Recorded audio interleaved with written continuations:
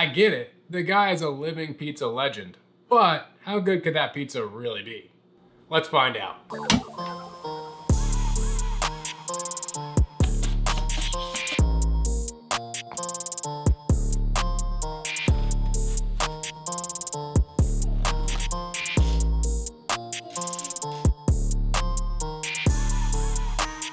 On the Netflix original series, Chef's Table Pizza, Chef Bianco highlighted his pizza ROSA, an extremely simple pizza of crushed pistachio, parmigiano, shaved red onion, and fresh rosemary. This extremely simple pizza gets accolades across the country and people continue to rave about it. Although it does sound good, I'm a little skeptical that it could be that good. So, we're gonna try to recreate it exactly as Chris Bianco prepares it in his restaurant in Phoenix, Arizona. Then we can see if it truly is as good as they say. Let's get started. We're gonna start with a dough recipe that I believe is very similar to what Chris does in his restaurant. You'll need 350 grams of warm water. To that, add 1 teaspoon of active dry yeast.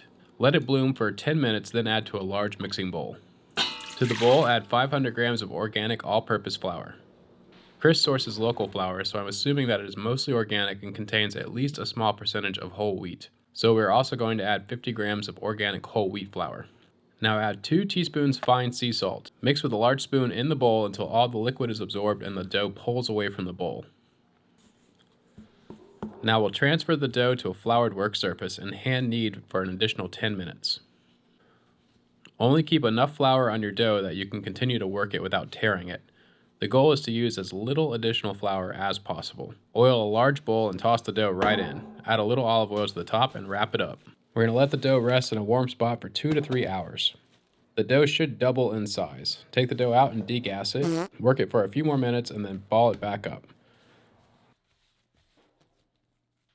Now divide the dough into 4 equal 225 gram balls. Do this by pulling the dough gently in one direction, folding it in onto itself, rotate 90 degrees, and repeat this motion 6 to 10 times.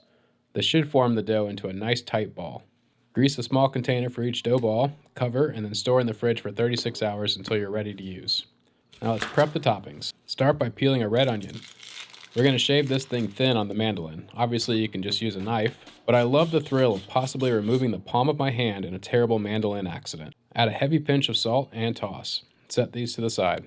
Next, grate some good quality Parmigiano Reggiano. Next, we crush up some pistachios. To keep it as authentic as possible, I'm using a mortar and pestle, but a coffee grinder or food processor would work just fine. Finally, we need to pull the leaves off of some rosemary. Remove all of the stem and make sure all the leaves are separated.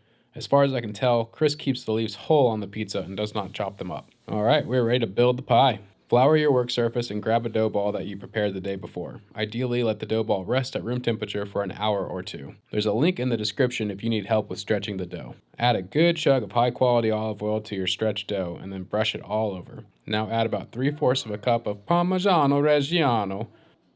Now we add our onions. Finally, the rosemary.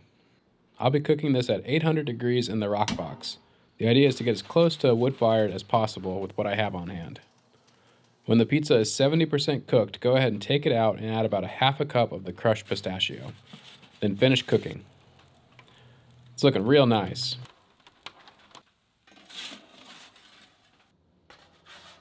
We're going to go ahead and finish it with another good chug of olive oil. There it is, the pizza ROSA. As far as I can tell, it's very similar to the original. Alright, moment of truth. It smells really good. The rosemary, I'm afraid, is going to be kind of intense, but smells really good.